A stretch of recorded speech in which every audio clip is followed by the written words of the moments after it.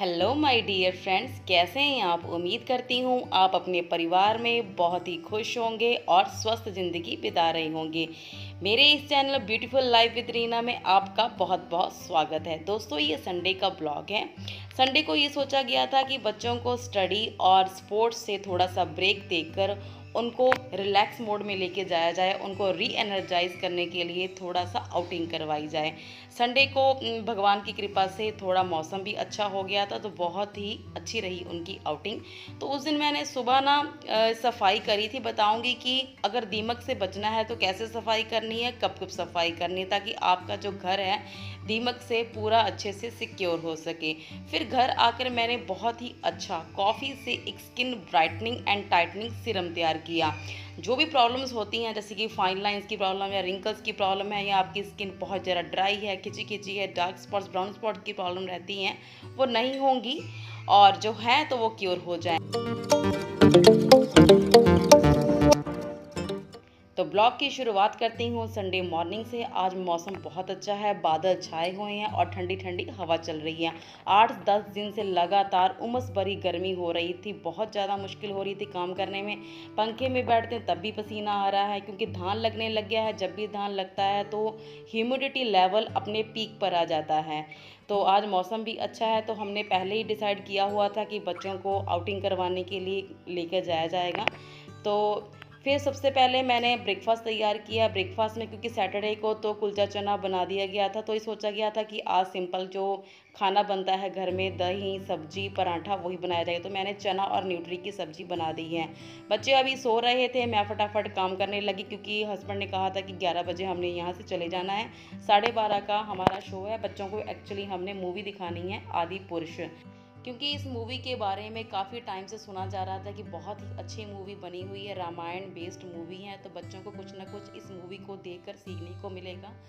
तो मॉल ले जाया जाएगा और बच्चों को शॉपिंग करवा दी जाएगी। उनको मनपसंद जो भी कुछ खाना होगा वो ले दिया जाएगा। तो इससे उनको थोड़ा सा रिफ़्रेशिंग फील हो जाएगा, री एनर्जाइज हो जाएंगी, ताकि अगले अपने अच्छे से कामों पर फोकस कर सकते हैं। तो यहीं पर बस बना रही हूँ अपनी न्यूट्री चना की सब्ज़ी, जो ऑलरेडी मैंने बताया हुआ है कि चना को बॉयल कर लेती हूँ और तड़का लगा लेती हूँ लहसुन प्याज अदरक टमाटर का। फिर उसके बाद जो न्यूट्री होती है तो उसको भिगो कर उसको अच्छे से स्क्वीज़ करके उस तड़के में डालकर फिर चना ऊपर से डालकर उसको एक विसल दिलवाती हूँ, तो चना न्यूट्री की सब्ज़ी हो जाती है रेडी। तो यहाँ पर हस्बैंड को दे रही थी नाश्ता, क्योंकि वो कह रहे थे कि मुझे जाना है, तो 11 बजे से पहले पहले मैं आ जाऊँगा काम को कंप्लीट करके।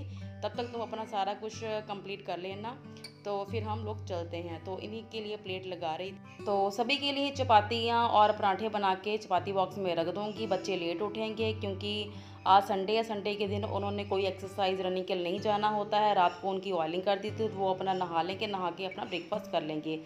तो हेल्पर भी लेट आती है, उसके आने से पहले मुझे यहाँ की सफाई करनी है। ये मेरा ड्रेसिंग एरिया है, यहाँ पर 3 अलमीराज बनी हुई हैं, वुडन वर्क किया हुआ है यहाँ पर। तो जहाँ पर लकड़ी का काम होता है वहाँ दीमक लगने की संभावना बहुत ज़्यादा हो जाती है। तो एक्चुअली जो अलमीरा के अंदर ये बाहर खुलती रहती हैं, हवा क्रॉसिंग होती रहती है, यहाँ पर दीमक का डर नहीं। लेकिन ये जो नीचे वाले ये रैक्स दिख रहे हैं ना आपको, एक्चुअली ये इनको तो जब बनवाया जाता है तो कहा जाता है कि शू रैक है, पर ये होते हैं मल्टीपर्पज़ के लिए। तो जैसे कि इस रैक में मैंने छोटे बड़े बहुत सारे पॉलीथीन रखे हुए हैं, मेरा वैक्स हीटर पड़ा हुआ, वैक्स की पट्टियाँ पड़ी हैं, वैक्स का डब्बा पड़ा हुआ है। तो ऐसे 3 शू रैक हैं।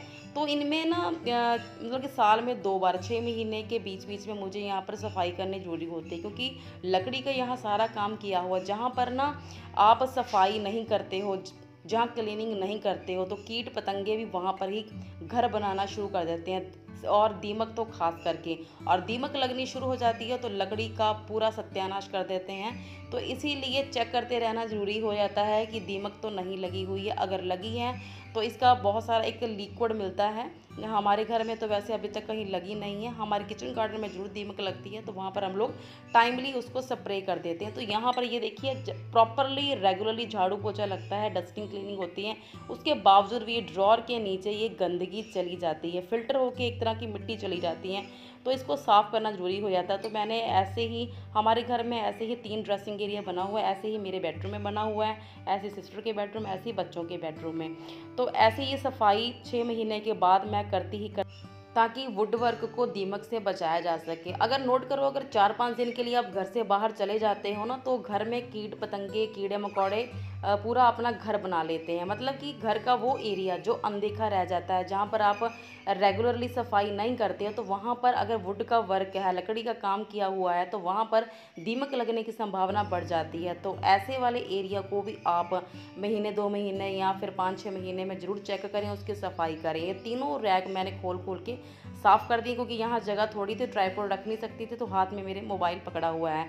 तीनों शू रैक में के नीचे, मतलब कि तीनों रैक्स के नीचे से इतनी सारी गंदगी निकल आई है बाहर रोज़ाना सफाई होने के बावजूद भी। तो हेल्पर अभी नहीं आई थी, तो उसके आने से पहले फटाफट मैंने ये सफाई कर दी है, ताकि फिर उसके बाद मैं नहा लूँ। रात को मैंने सैटरडे को बालों में तेल लगा लिया था, बच्चों के बालों में भी तेल लगा लिया था। वो उठ के नहा लेंगे, नहा कर नाश्ता कर लेंगे, और फिर उसके बाद हम लोग तैयार होके चले जाएंगे घूमने के लिए।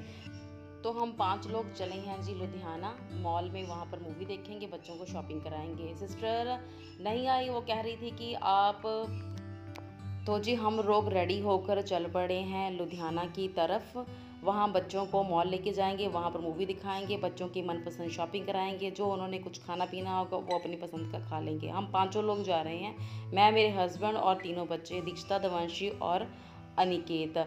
छोटी सिस्टर नहीं आई थी, वो कह रही थी अद्विका मुझे परेशान करेगी, वो मूवी नहीं देख रहेगी, आपका भी इंजॉयमेंट ख़राब कर देगी, तो आप अनिकेत को ले जाओ, मैं घर में रहती हूँ तो मैं नहीं जाऊँगी। तो मैं नज़र दौड़ा रही थी कहीं कुछ अच्छा खासा मुझे मिल जाए डिस्काउंट, ताकि बच्चों की वहाँ पर शॉपिंग अच्छे से करवा दूँ, लेकिन मुझे दूर दूर तक कहीं कुछ दिखा नहीं है।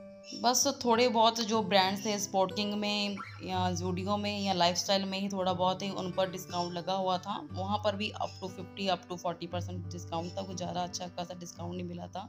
सब लोग कह रहे थे कि आप जुलाई के एंड तक आना, तो सारे ब्रांड्स पर ही अच्छा खासा आपको डिस्काउंट मिल जाएगा।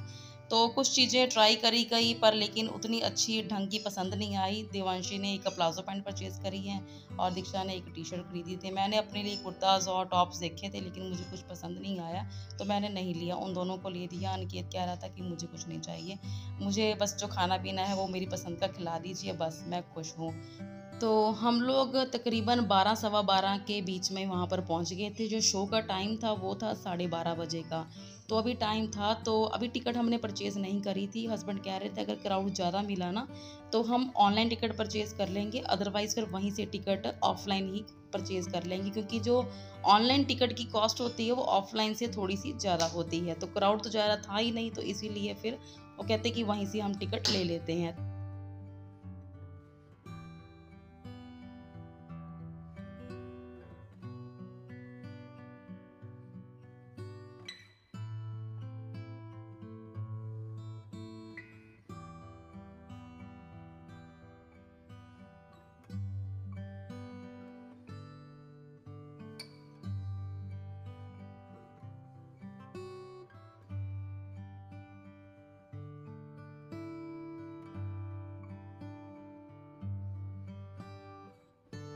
तो टिकट्स लेकर हमने कर ली है एंट्री, और बच्चे कह रहे थे कुछ ना कुछ हमने लेकर जाना है खाने पीने का सामान।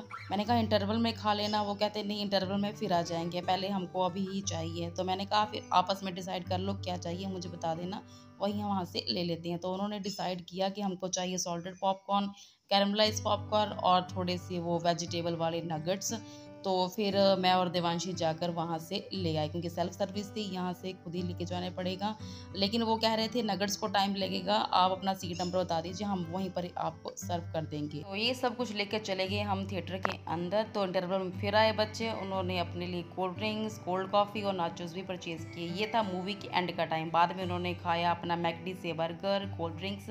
मैंने नहीं खाया था, मैंने कहा था मुझे स्वीट कॉर्न दिलवा दीजिए, मुझे वही पसंद है, मैं अपना वही खा लूँगी। तो रास्ते में खाते हुए वापस आ गई। तो शाम को हम लोग घर तकरीबन 5:30 वापस आ गए थे। तो काम वगैरह ख़त्म करके रात को मैंने बनाया coffee skin brightening tightening serum. बहुत ही अच्छा सीरम है, पहले भी मैं यूज़ कर चुकी हूँ, ये ख़त्म हो गया तो दोबारा बनाने लगी, तभी मैंने वीडियो रिकॉर्ड कर ली है। इसके लिए चाहिए 2 चम्मच एलोवेरा जेल, किसी भी ब्रांड का एलोवेरा जेल को इस्तेमाल किया जा सकता है। मेरे पास ममाअर्थ का है। 2 चम्मच एलोवेरा जेल ये ले रही हूँ, चाहे पतंजलि का ले लो आप, चाहे नेचर का ले लो, दोनों ही अच्छे हैं। लेकिन वो जो प्योर प्लांट वाला एलोवेरा जेल का इस्तेमाल नहीं करना है, क्योंकि इसको हमने प्रिजर्व करना है ना, तो इसीलिए जो मार्केट वाला है एलोवेरा जेल उसी का इस्तेमाल करेंगे। उसी के बाद रोज़ वाटर लेना है, 3 चम्मच भर के 3 चम्मच का रोज़ वाटर का इस्तेमाल करेंगे। छोटी बॉटल ही मैंने मंगाई है, बड़ी बॉटल तो मेरी बच्चों ने तोड़ दी थी, तो ये छोटी बॉटल को मैंने मंगवाई, तो इसी से ही इसका इस्तेमाल, क्योंकि जब फेशियल करती हूँ तब भी मैं रोज़ वाटर का इस्तेमाल करती हूँ। स्प्रे बॉटल में इसको भर लेती हूँ, तो स्प्रे का जब मसाज करती हूँ ना तब इसका यूज़ करती हूँ, तो बहुत ही अच्छा इफेक्ट आता है। तो 3 चम्मच यहाँ पर ले रही हूँ रोज़ वाटर। रोज़ वाटर जो होता है ना, हमारी स्किन को हाइड्रेट करता है इस वाले मौसम में, खासकर जिसमें ह्यूमिडिटी बहुत ज़्यादा है। स्किन को हाइड्रेट करना, मॉइस्चराइज करना बहुत ज़रूरी है। आप कहते हो ना कि हमारी स्किन पर बहुत ही जल्दी ही फाइन लाइंस और रिंकल्स की प्रॉब्लम आने लग जाती है, पोर्स ऊपर होने लग जाते हैं, वो यही कारण है कि स्किन हमारी टाइट नहीं है, मॉइस्चराइज नहीं है, हाइड्रेट नहीं है। तो इसके बाद इसमें मैं ऐड कर रही हूँ 1 चम्मच कॉफ़ी पाउडर। सिर्फ 2 रुपये का कॉफ़ी पाउच ही यूज़ कर रही हूँ। कॉफ़ी का ध्यान रखना है, ये दानेदार नहीं होनी चाहिए, पाउडर फॉर्म में ही होनी चाहिए। उसके बाद स्किन को नरिश करने के लिए यहाँ पर ऑलिव ऑयल का इस्तेमाल कर रही हूँ। अगर ऑलिव ऑयल नहीं है तो आलमंड ऑयल का इस्तेमाल किया जा सकता है, या फिर एक्स्ट्रा वर्जिन कोकोनट ऑयल। जो भी ऑयल यूज़ करने हैं वो आपने एक्स्ट्रा वर्जिन वाले ही यूज़ करने हैं, क्योंकि एक्स्ट्रा वर्जिन जो ऑयल होते हैं प्योर होते हैं। उसके बाद स्किन को विटामिन ई की भी बहुत ज़्यादा ज़रूरत होती है, जिसके कमी के कारण ही फाइन लाइंस और रिंकल्स की प्रॉब्लम आती है। तो इसमें 1 कैप्सूल डाल रही हूँ विटामिन ई का। इसका इस्तेमाल मैं अपने बालों में भी करती हूँ। स्किन को नरिश करना बहुत ज़रूरी है। अगर इसकी अनदेखी करोगे, आप महंगे प्रोडक्ट्स के पीछे जाओगे, या फिर आपको लगेगा ये वाला स्पा करा लें, वो वाला स्पा कर लें, उनसे जो रिजल्ट मिलते हैं वो आपको टाइमली मिलते हैं, इंस्टेंट मिलते हैं, लेकिन ये चीज़ें होती हैं लॉन्ग लास्टिंग होती हैं। इन सारी चीज़ों को अच्छे से मिक्स कर लेना। मिक्स करके भरना किस में है, स्टोर किस में करना है, कांच के कंटेनर में। ये मेरे पास कांच का कंटेनर था। कोई भी शहद की डब्बी हो या ऑयल की डब्बी हो, कोई भी तरह की हो, उसको अच्छे से धो के सुखा के, गीली बिल्कुल नहीं होनी चाहिए, उसको अच्छे से इसको रिफिल कर लेना है। ये स्किन ब्राइटनिंग जो सीरम है ना, आपका 1 महीना चलेगा, बस थोड़ा सा ही लगता है। स्किन में ग्लो भी लाता है, स्किन को टाइट भी करता है। अगर आपको कोई प्रॉब्लम है, जैसे कि स्पॉट्स की प्रॉब्लम है, या स्किन आपकी पैची पैची है, अनइवन स्किन है, या फाइन लाइंस की प्रॉब्लम है, तो वो धीरे धीरे करके ठीक हो जाएंगी। देखो, एक रात में 2 रातों में कभी भी जादू की या किसी मैजिक की उम्मीद मत किया करो कि इसको लगाएंगे हमारी ये प्रॉब्लम रातों रात खत्म हो जाएगी। इसको टाइम लगता है, लगाएंगे तभी आपको रिजल्ट मिलेगा। ये नेचुरल रेमेडीज़ होती हैं, वर्क करती हैं, इनका रिजल्ट भी लॉन्ग लास्टिंग होता है, और हमेशा ही कोई भी बिना साइड इफ़ेक्ट के देता है। इसके बाद इसको रात को लगाएंगे ना, तो स्किन को ज़्यादा मॉइस्चराइज करेगी, ज़्यादा हाइड्रेट करेगी, क्योंकि हम दिन में तो काम करते हैं, डस्ट पड़ती है, पोल्यूशन होता है, तो उतना ज़्यादा इफेक्ट नहीं होता है। वैसे आप दिन में इसको लगा सकते हो, अगर रात को लगाओगे तो ज़्यादा बेटर रहेगा। तो मैं यहाँ पर रात को ही लगा रही हूँ। स्किन को अच्छे से वॉश कर लिया था, और मैंने अपना टोनर यूज़ किया। टोनर लगाने के बाद फिर मैं यहाँ पर लगा रही हूँ मॉइस्चराइज। जो कॉफ़ी है ना, कॉफ़ी इंस्टेंट स्किन को ब्राइटन करती है। आपको हमेशा होता है ना स्किन ब्राइटन रहे, खिली खिली रहे, तो वो कॉफ़ी ही करती है ये काम, क्योंकि स्किन में अच्छे से पेनिट्रेट होकर ये ब्लड को सर्कुलेट करती है। तो इसीलिए जब भी कोई भी पैक लगाते हो, या कॉफ़ी का फेशियल करते हो, या कॉफ़ी का कोई सीरम लगाते हो, क्रीम लगाते हो, तो इंस्टेंट ये ब्राइटनेस देती है। इसीलिए मैंने कॉफ़ी को ऐड किया है। अच्छा, ये ख़राब बिल्कुल नहीं होगी। आप इसको चाहे अपनी ड्रेसिंग में रखें, चाहे फ्रिज में रखें, जैसे मर्जी रखें, ये बिल्कुल भी ख़राब होने वाली कोई इसमें चीज़ मैंने ऐड नहीं करी है। ये अच्छे से प्रिजर्व रह सकती है। तो यहाँ वीडियो करती हूँ एंड, मिलती हूँ आपसे ऐसे ही यूज़फुल वीडियो के साथ। Bye bye, take care.